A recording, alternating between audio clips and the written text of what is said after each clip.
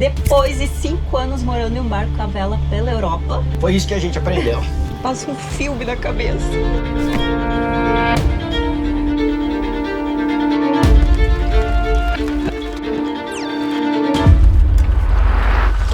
Bom, hoje quero compartilhar hoje com vocês um pouquinho da nossa trajetória morando na Joy aqui na Europa. A gente ficou 5 anos morando na Joy.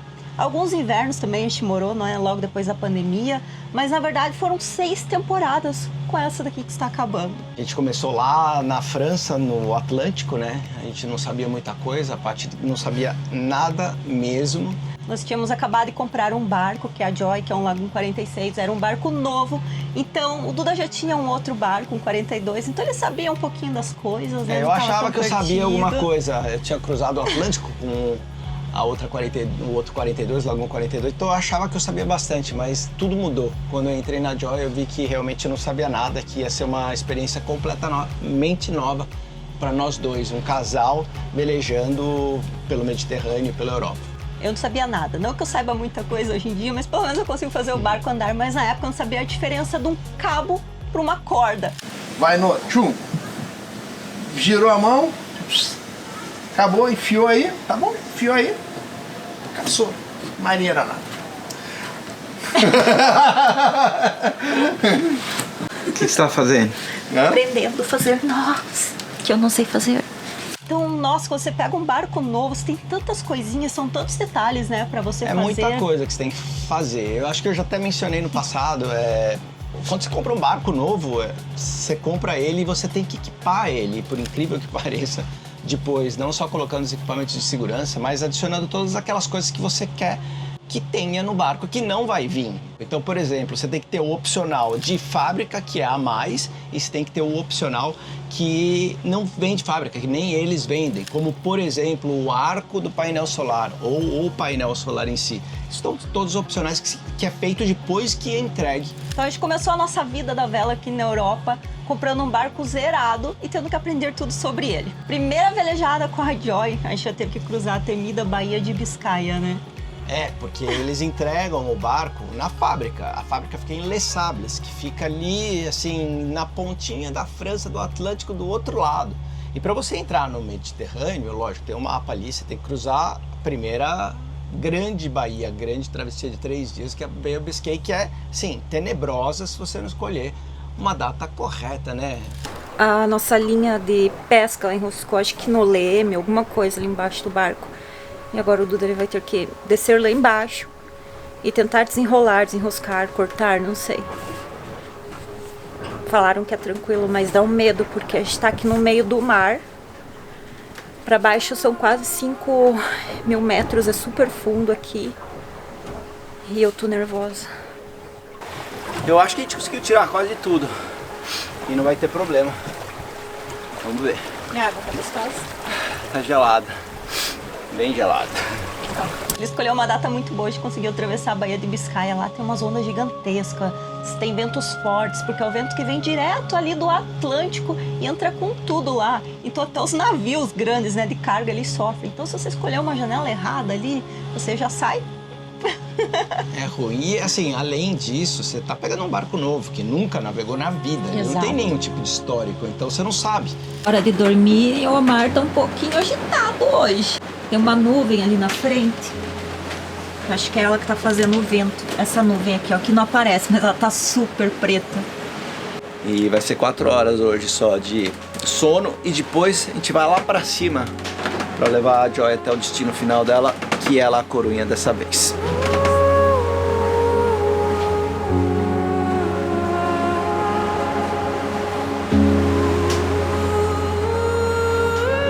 Aproximadamente 350 milhas, bem compridas, bem navegadas.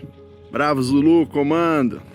Sempre foi assim, o grande frio na barriga é pegar um barco zerado ali na fábrica e já sair para esse tipo de travessia. Vai quebrar algo. O que é? Os golfinhos de novo, tá difícil aqui. Não, peraí.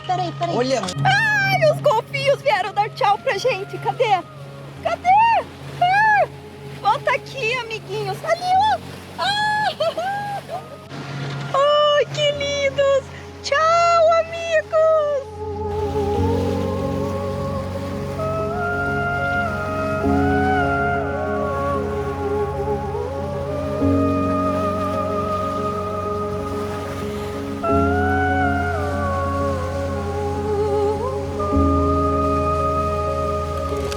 coisas começam intensas ali. Só que como você tem menos experiência, você vai aceitando tudo, vai dando tudo certo e assim por diante. Você tem até um pouco menos de medo, né? No começo, eu acho. Daí, conforme as coisas vão acontecendo, você vai ganhando mais experiência e assim por diante. E as coisas vão até ficando mais fácil. Uma vez você entra dentro do Mediterrâneo, o Mediterrâneo, muita gente fala que é uma piscina. Não é uma piscina. Não. O Mediterrâneo é assim, ou é muito vento ou é pouco vento. Então quando é muito vento pode ser assim, até pior do que ali fora. Mas voltando àquela costa, é uma costa intensa que não só traz um desafio no que diz respeito ao clima, que é vento, mas também o problema das baleias, né? Que é algo que vem acontecendo aí há anos, são as baleias orcas, né, que atacam os barcos ou brincam com os barcos, mas acabam afundando. Saindo aqui de Cadiz, a gente já escutou uma mensagem, parece que teve um ataque de orca bem aqui na frente. A gente está indo perto da costa, esperando amanhecer o dia, mas agora a costeira já deu as instruções para o pessoal abaixar a vela e ficar boiando, desligar o sounder e esperar que elas vão embora, né? Então eu tô esperando para ver se eu consigo escutar mais algum outro recado deles, mas não tá vindo mais nada agora. E naquela época elas não afundavam ainda os barcos, elas só ficavam dando uns beijinhos ali no leme, né? Na quilha, e não tinha histórico, mas uns anos pra cá elas estão afundando os barcos. Então várias pessoas tiveram que ser resgatadas com helicóptero, porque elas simplesmente quebraram o barco e afundaram, né? Naquela época foi bem tranquila. E aí, o que você achou das marinas lá, daquela costa do Atlântico, da Espanha e de Portugal? Olha, marinas, a gente ficou em La Coruña, a gente ficou em Porto e nós ficamos também em Cascais. As marinas são boas. Aquela parte, a parte positiva dali é que as marinas não são tão caras quanto no Mediterrâneo, né? Tem espaço, são espaçosas. Assim, é difícil até um pouco ancorar naquela costa. Ou você acha um lugar abrigado ou você realmente tem que ir para a marina, né? Bom, daí a gente passou por Gibraltar ali, onde as orcas atacam de verdade, né? E a gente entrou lá em Gibraltar, então a gente teve a oportunidade de conhecer um país bem diferente, que talvez a gente nem iria se a gente estivesse com a Joy, né? A gente ficou lá, passeou, subiu a montanha, tem os macaquinhos, foi super legal, né? Ficar em Gibraltar. É uma ótima marina também ali, então, mas foi uma experiência boa. Eu acho que Gibraltar é um lugar que, assim, se você estiver passando por ali, é legal parar, porque além dele representar muito aquele estreito de Gibraltar, você poder ver a África de um lado e ver o continente europeu do outro, eu acho que Gibraltar é interessante, porque é a Inglaterra dentro da Europa. Isso é a parte legal que a Joy ou qualquer outro barco proporciona, de você poder ver o negócio ali na prática, entender como é que funciona a maré, para você poder entrar na maré certa, ou então sair na maré certa, os ventos. E aí a gente entrou no Mediterrâneo, na piscininha, como diziam, né? Mas eu quero fazer um parênteses, não é só mil maravilhas. Tem os seus dias de perrengue e dificuldade, né? Porque eu vejo, especialmente agora, a gente vê muita gente falando, né, da vida no mar. Da vida no mar e romantizando algo que é lindo e é muito legal, por isso que a gente está aqui. Mas não é só isso. Tem uma série de fatores que, assim, que é estressante, que requer a sua atenção, que custa dinheiro. E então, assim, são decisões que você tem que tomar ali na hora, né? Para nós, eu acredito que ter um barco e viver no mar esses últimos 5 anos mostra muito bem que é um balanço, é 50-50. Não é só alegria e também não é só perrengue, mas um compensa o outro. Por isso que a gente está aqui, né? Eu acho que muitas vezes você não consegue evitar assim, um mau tempo. Você está exposto, você está 100% do tempo no barco, mas especialmente para travessias, eu acho que pouco a pouco a gente foi aprendendo que escolher a janela certa de uma travessia faz completamente uma diferença de sofrer durante uma travessia e até estar assim, mais em risco do que o normal, do que você ir na louca e falar, aqui dá, acho que dá, não sei o que lá. Então assim, a gente já se pegou aí parados por vários dias. Assim, 10, 15 dias esperando a janela certa. Dava para ter ido antes? Certeza, acho que dava, não tem problema, mas não sei. Eu acho que para você durar nesse tipo de vida, você precisa tentar minimizar o máximo o risco e a exposição que você tem ao perigo, porque é uma má experiência que você começa a falar assim, será que vale a pena? Caindo o mundo ali fora hoje. tudo preto. Ele vai mais ou menos de 15 de vento para 30, 33 do nada, ó. Tá subindo super rápido, ó. Olha na frente.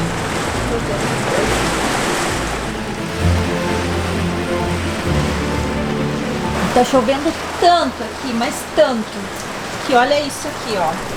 Esse negócio azul aqui é um pilar que segura o nosso pier. Geralmente, ele fica, essa parte azul, fica quase aqui, ó, no nosso botinho. Olha como tá lá embaixo, subiu muito a maré. Tá muito alto.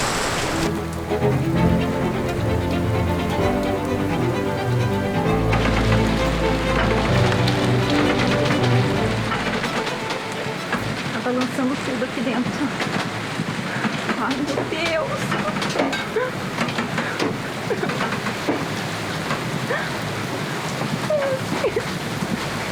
A única sorte é que a nossa âncora ela é muito boa, ela agarra super bem. E a gente parou longe de todo mundo, parou bem pra trás. Então a gente ficou mega longe. Aquele cara superou a gente. Mas ele também não arrastou. Nossa, a gente tá com o motor ligado agora.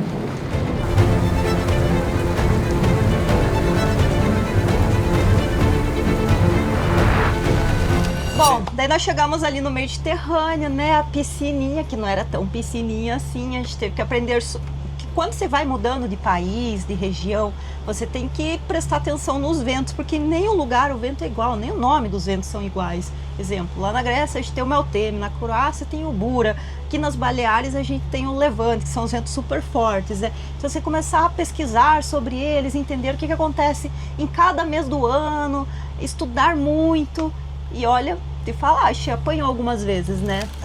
Para simplificar, esses nomes que a gente fala o tempo todo, para mim era bem confuso também no começo. Nada mais é do que eles dão um nome para o vento que é o mais forte, o mais perigoso para cada uma das regiões. No final, nada mais é um vento vindo de norte ou um vento vindo de sul, ou do oeste ou do leste ou oeste. Não tem segredo. Só que eles dão o nome do que é mais forte. Por exemplo, qual que é o da Croácia? É o Bura. É o Bura. Ele vem da onde? Ele vem dos Alpes, lá das montanhas. Então ele acelera. E tem as montanhas com neve. Aí quando ele chega lá embaixo tá quente. O vento é muito forte. A gente pegou um vento de quase 100 nós, né? Foi 98 nós dentro da marina, em Montenegro. Que assim, é um absurdo isso. É quase um vento de furacão, né? Não tem furacão aqui, mas é um vento muito forte. A gente não, você, né? É, porque o Duda tava dormindo o vento inteiro. Meu Deus, o mastro da Joy uivava, ia do lado pro outro. Não, e o Duda nem é que tava direto o negócio e uma hora você tem que dormir, né? E daí bem na hora que eu dormi, bateu 100 nós. Foi isso que aconteceu. Não, foi a noite inteira. Foram 3 dias de um vento gelado, assim, que cortava. Acho que tava -5 lá fora. Você conseguia ouvir o vento chegando, porque ele vinha assim por dentro dos... fiordes? Não, né? Lá das montanhas. Das montanhas lá, que elas são altas e tem um vão no meio. Então, ele vinha gritando, assim, de fato, tá chegando o vento. Aí só via um negócio subindo, assim, do vento. Mas já que você tá falando né? de vento e desse vento específico, esses são os invernos na Europa, né? Porque durante o verão é a época que é super controlável. É a época que todo mundo sai de barco e fica aqui passeando pelo Mediterrâneo para cima e para baixo. Para que vocês entendam, a temporada ela começa em abril e ela termina mais ou menos... Falam que termina no final de outubro, mas pela nossa experiência, o certo mesmo é você sair meio de maio, mais ou menos, e voltar no comecinho de setembro, porque daí você tem uma temporada assim super tranquila. Tranquila, porque você não vai pegar os extremos, porque bem no comecinho você tem muita instabilidade e no final você também tem muita instabilidade. Salve agosto, um único mês do ano que é inacreditável e é justamente o mês do ano que todo mundo tira férias da Europa, que é agosto. Então, agosto... É o mês do cachorro louco. Você pode, assim, escrever e fica pesquisando. Sempre vai ter uma porrada forte. Todo ano em algum lugar. Em algum lugar. Pode ser Ibiza, pode ser ali na Sardenha, pode ser na Córcega. Assim, por algum lugar, até ali na Sicília, aquela vez. Na Sicília teve também, que afundou aquele barcão gigante lá, o Baesian. Na Córcega, uma época a gente estava ali pertinho, o vento bateu 250 km por hora dentro de uma baía, detonou todos os barcos, né? E prestar muita atenção nos vizinhos, porque geralmente o problema não é você, né? Tá é vendo? os vizinhos. Eu acho que aqui na Joy, agora no domingo, a gente tem que colocar umas regras. O almoço, todo domingo, tem que ser meio-dia em ponto. Porque depois das 3, 4 da tarde não vai rolar. Você acha que a âncora pegou? Talvez. Estava eu e o Duda aqui sentadinhos no sofá, olhando a ancoragem. Tava um ventinho de 15 nós, a gente só viu um barco indo à deriva, um veleiro de 60 pés. Nisso, o veleiro de 60 pés bateu num veleiro de quantos pés o veleiro? 48? 48 pés. E os donos do grandão, do de 60 pés, não estavam no barco. E no veleirinho tinha 2 senhorzinhos e eles começaram a ficar desesperados, né? Porque o barco começou indo embora e levando deles juntos. Para nós, o que a gente prioriza muito na hora de deixar a Joy no inverno é uma marina que seja abrigada e protegida e que ela não sofra. Porque às vezes a gente acaba saindo do barco, daí volta, fica um pouquinho, daí sai. E aí é importante ela estar bem, porque se você acha que, exemplo, Montenegro, depois que teve esse vento bura, aí a gente nunca mais saiu da Joy, né? A gente ficou direto, porque a gente achava, a gente vai sair, vai entrar um ventão, e aí quem vai cuidar do barco, né? Daí a gente pensou, bom, então se tem que estar seguro, vamos tirar da água. Foi o que a gente fez na Grécia. E assim, hoje, olhando para trás, entre deixar a Joy na água ou no seco, eu tenho uma opinião assim muito bem formada quanto a isso. Na minha opinião, deixar no seco assim é extremamente seguro. O barco tá no seco, ele não vai para lugar nenhum, ele não fica sofrendo aquele estresse, né, da água, do vento e assim por diante. Mas você também acaba esquecendo um pouco do seu barco por 6 meses, né? E deixando na sua cabeça, poxa, espero que esteja tudo bem. Lógico, vai estar tudo bem, a hora que eu chegar vai estar lá no mesmo lugar. Realmente, quando a gente botou, estava exatamente no mesmo lugar, não se mexeu 1 centímetro, estava tudo bem. Mas a hora que eu olhei para a Joy e eu vi toda a sujeira que cobria a Joy por ter ficado 6 meses ali, assim, dentro de um estaleiro que as pessoas fazem obra, poeira e assim por diante, eu falei assim, putz, estragou o barco. Nunca mais vai voltar ao normal. E assim por diante. Só que tudo bem, é cosmético essas coisas, né? E a gente percebeu que esse cosmético, ele apenas demora muito tempo para ela voltar ao normal. A gente ficou quase 1 mês limpando a Joy. E depois de eu limpar, fazer tudo que eu podia, não tava ainda do jeito que a gente queria. Tive que contratar um time especializado para dar um trato geral, deixar ela branca de novo, polir, assim, milhões de coisas que a gente tem que fazer. Então, assim, deixaria de novo no seco? Talvez, mas eu acho que eu escolheria talvez melhor a marina de deixar no seco. Agora, pergunta para você, a gente demorou praticamente 4 anos para sair ali da França e chegar na Grécia. E acho que foi quase em 1 mês a gente está voltando praticamente tudo. Então a gente está fazendo uma velejada ali da Grécia até Gibraltar, que a gente não chegou em Gibraltar, a gente está aqui quase em Valência agora, navegando, falta 500 milhas para Gibraltar. E em 1 mês, praticamente. 2.000 milhas Compara náuticas. para mim, como é que você vê essas duas coisas de ir tão lento até esse destino final e agora voltar tão rápido até Gibraltar? Como tem sido as travessias e assim por diante? Assim, no início, quando a gente pegou a Joy, a gente foi fazendo tudo muito devagar, conhecendo as coisas, foi muito legal, porque era tudo muito novo para mim. Eu precisava desse tempo para eu aprender as coisas, absorver. Imagina você sair de uma casa, ir morar num barco sem saber nada, sem nunca ter entrado num barco direito, e daí isso é a sua vida. Então a gente foi muito lentamente e foi bom esse processo de aprendizado, de entender as coisas, pegar confiança na Joy, porque na época eu não é que eu não confiava, é que eu não entendia as coisas, eu não sabia. Hoje em dia a Joy é um barco super seguro. A gente consegue entender ela pelo mínimo barulhinho que ela faz, se tiver alguma coisa errada. Mas foi muito legal, porque a gente conheceu vários países, a gente teve a oportunidade de conhecer a cultura bem a fundo, aprendeu muito e agora a gente está voltando rápido. E a diferença das travessias, fazia 1, 2 noites, parava, aproveitava o lugar, conhecia a ilha. Agora a gente estava meio que numa tacada, assim, então você acaba acostumando, né? Esse negócio de chegar rápido. E assim, passou voando esses últimos meses aqui, a nossa última temporada com a Joy. Foi legal, foi diferente, foi interessante, assim, ver o quanto a gente evoluiu do início para agora, né? É aquela sensação, sabe, de, nossa, que alívio, dever cumprido, a gente conseguiu viver o que a gente se propôs, não afundamos o barco, né? Conseguimos, a gente tá chegando no final agora, aquela sensação de eu tô feliz, mas eu tô triste. Mas é isso aí.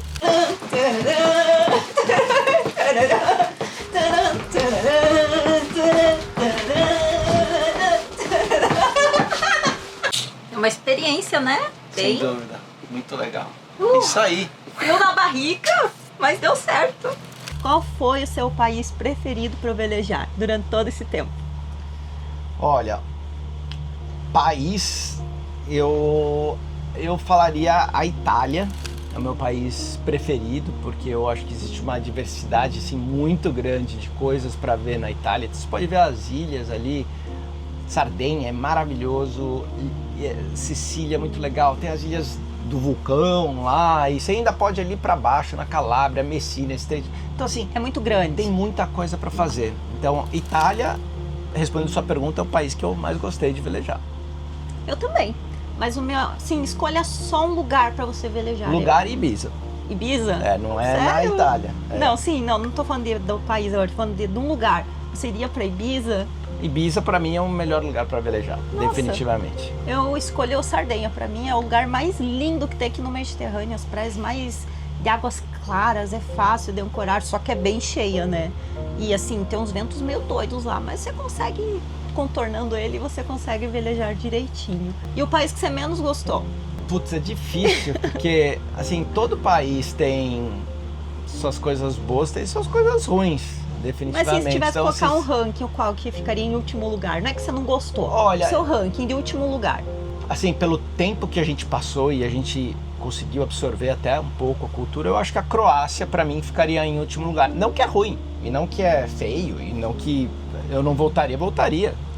Mas, assim, todos são tão legais que se eu precisar colocar num ranking, talvez a Croácia dos países que eu realmente conheci. Agora, se você fala assim, país que você só passou rapidinho, daí eu coloco a Albânia como o último, Sim. porque a Albânia não, assim, ela não tem a infraestrutura assim desenvolvida para você ir velejar na Albânia. Então, se torna um pouco mais perigoso, você não tem grandes marinas para você correr. É um país pequeno, Você não pode- tem muitas ancoragens legais, né? Você pode ter insegurança, É. então, mas eu não conheço assim tão bem a Albânia para falar, é o que eu menos gostei. Eu acho que a gente pode falar quando a gente acaba conhecendo de verdade. A Croácia foi um lugar que a gente ficou uma temporada inteira, É. acho que foi muito, talvez. Passou um pouquinho do ponto lá. Mas, assim, de todas que a gente ficou bastante tempo e absorveu a cultura, eu acho Croácia.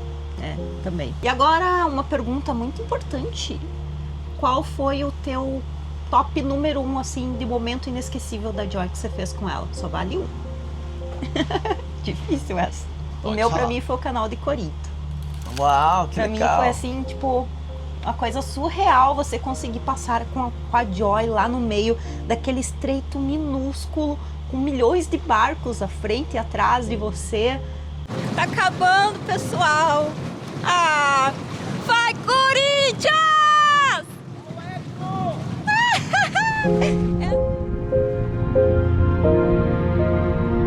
Eu tenho dois, pode? Pode. Bom, o primeiro foi o primeiro dia que eu saí com a Joy, que eu bati no barco de trás, pra mim foi memorável. Não, você não bateu, você deu um beijinho, né? Sim. o Que é porque, Hermel- deixa eu explicar o porquê. A vaga era muito estreita. É tipo uma vaga de carro. Pra você parar o barco. O nosso barco, ele não tem bow thruster igual os veleiros, né? O bow thruster é um motor que se aciona no lado e ele leva o barco assim do lado. A Joy não tem isso. Então você tem que ser muito macho ali na mão pra conseguir fazer a manobra e enfiar no buraco. Então o Duda tava nervoso, né? Óbvio. Ele deu um beijinho no barco de trás. Então, ali foi um momento muito memorável pra mim, vou lembrar pra sempre. Lembro que o Hermel tava com a gente, ele foi muito prestativo, colocou a defensa e não machucou a Joy. Ufa, porque eu não Primeiro fazia dia? ideia do que tava acontecendo. Eu só fiquei, vai bater. E o segundo momento, acho que mais memorável, tanto é memorável que eu esqueci. Então não foi tão importante assim. Tá bom, então enquanto ele lembra, ele puxa na cachola dele ali, qual foi o momento memorável. Agora, o pior momento, assim, que te deu um frio na barriga e você pensou, putz, ferrou agora, o que eu faço? Pior momento para mim foi saindo de uma praia que chama Super Tubes, que os caras fazem campeonato de ondas gigantes e a gente resolveu dormir nessa praia, sabe? Nós ancoramos na Super Tubos Ignorância em é um Portugal. negócio que é, assim, É uma dádiva. inacreditável. Bom, a gente dormiu lá, foi tudo bem, só tinha uns rolos, dormiu meio mal, mas na hora da saída tava mais ou menos uns 25 nós e, assim, eu não tinha muita experiência com a Joy ainda, né? Então eu sabia velejar com o 42, que é completamente diferente do que velejar aqui nesse Lagoon 46. Então eu levantei a vela mestra e eu virei o barco no vento e o barco não virava de jeito nenhum. E acelerando o motor, aquele Acelerei cheiro de combustível. Pra virar, e não virava, daí eu baixei a vela e falei, não vira, o barco tá com problema e assim por diante. E aí se aproximando da praia, né? E aquele mar assim, encarneirado, branco de carneirinha, a pessoa ferrou. Daí eu percebi que, assim, e até hoje eu falo, a maioria dos problemas que a gente teve na Joy, ou que a gente tem na Joy, ele é, no De quem era a culpa? fundo, causado por nós mesmos, pela ignorância de não saber fazer as coisas. Porque você não nasce sabendo e ninguém te ensina muito bem como tocar um barco desse. Quando você compra um barco desse, você paga, você vai lá, o cara fala, tá tudo bem aí, tá tudo certinho, assina aqui e tchau, e você vai aprender você mesmo.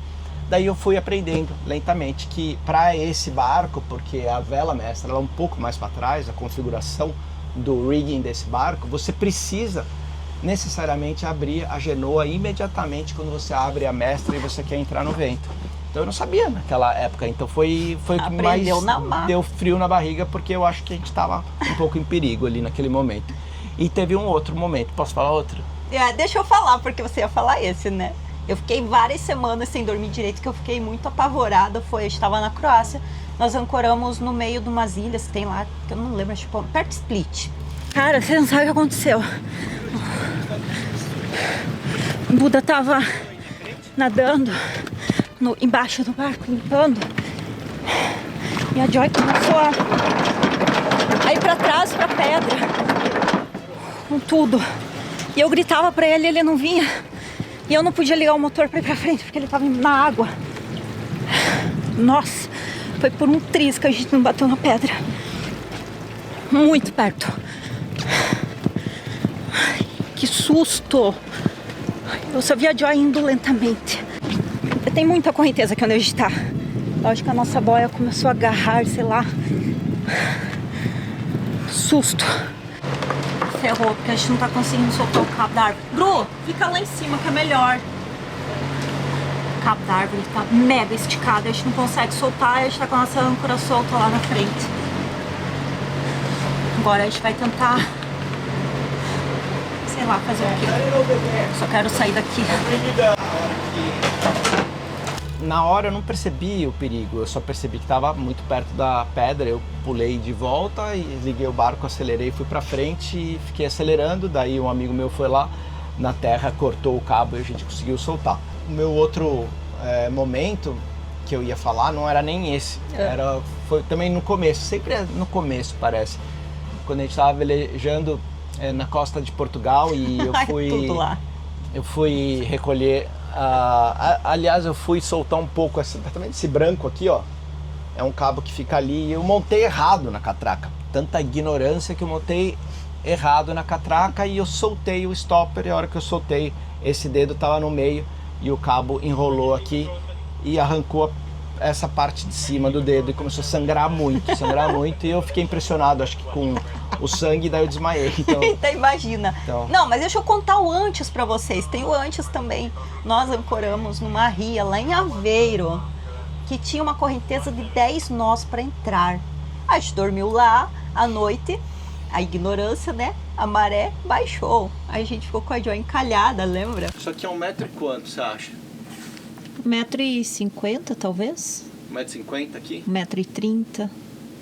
Não, acho que é menos, acho que 1,30 m. Só não perco o cabo da minha vassoura, que senão como que eu vou voar à noite? A gente tava com um outro barco que teoricamente tinha mais experiência que a gente. E aquela coisa, você vai escutando as pessoas, então assim, filtrem muito, porque a pessoa falou, não, pode vir aqui, é bom pra caramba, aqui tem espaço pra todo mundo. Chegamos lá, era muito raso, era horrível pra entrar na ria, a gente andou a 11 nós pra entrar na ria, perigoso pra caramba. E à noite a maré, ela, nessa costa, né, no Atlântico, ela tem uma variação muito grande de maré. Então foi baixando e daí a Joy encostou na areia. Ela entrou na quilha, não pega no sail drive, nada, então não acontece nada, só que a gente ficou 40 minutos parado, né, lacrado ali atrás. E então foi depois disso, a gente saiu dessa noite que a Joy ficou lá encalhada, saiu da ria, o Duda me faz essa besteira. E o pior de tudo, eu não fazia nada com nada, eu só tava ali, eu não sabia subir vela, não sabia baixar vela, eu não sabia nem ligar o motor direito. E daí eu fiquei desesperada, porque eu vi que ele deitou aqui no sofá e ficou tipo branco, suando, e o sangue ali, né? E eu, meu Deus, o que eu faço? Eu fui lá embaixo, peguei um copo com água com açúcar, lembra? E daí acho que fez um curativo no dedo dele, estancou o sangue e parou de sangrar, mas ele desmaiou praticamente, eu fiquei... O que eu faço agora? Agora a gente ri, mas na hora foi bem assustador também, né? Ai. eu tenho uma pergunta pra você. Se você, com essa experiência toda que você tem aí de 5 anos velejando na Joy, encontrasse aquela Patrícia, aquela menina que entrou na Joy 2021, que conselho você daria pra ela, hein? Ai, não desista, vai fundo, vai com medo mesmo. Que se você tiver medo e você desistir, talvez você não vai viver tudo que você viveu. Ai, vou começar a chorar. Ai. É isso. Deu uma porrada nela. Ele me bateu. Ai. Passa um filme na cabeça. Obrigada, porque se não fosse por você, eu nunca teria aceito esse desafio e eu nunca teria vivido essas coisas. Obrigada também pela paciência, que foi grande comigo em me ensinar. Queria fazer um agradecimento ao Duda e ao Hermel. Lembra o Hermel que ele me ensinou pra caramba também. Muitas coisas na Joy, sou muito grata. Obrigada, Hermel, e obrigado, Bruno. E você me conta agora sobre o Eduardo. Não, faz outra pergunta, essa Não, é minha. essa mesma pergunta, falei o que você falaria pro Eduardo de 5 anos atrás. O que eu falaria? Olha... Eu acho que eu talvez desse os mesmos conselhos que eu tinha em mente. Eu era, assim, por alguma razão na minha vida, eu não sei, eu sempre vou. E às vezes eu vou até um pouco mais do limite em termos de risco. Assim, são controláveis, mas é assim. E assim, uma coisa que bem no começo eu coloquei na minha cabeça e eu me policiei 100% do tempo foi... em tentar ir com calma, tentar fazer com que a experiência fosse a melhor possível para mim e para a Paty, porque se não fosse, sinceramente, não ia durar 6 meses. Ninguém consegue viver com medo, ninguém consegue viver com desconforto e num ambiente hostil que nem o mar, né?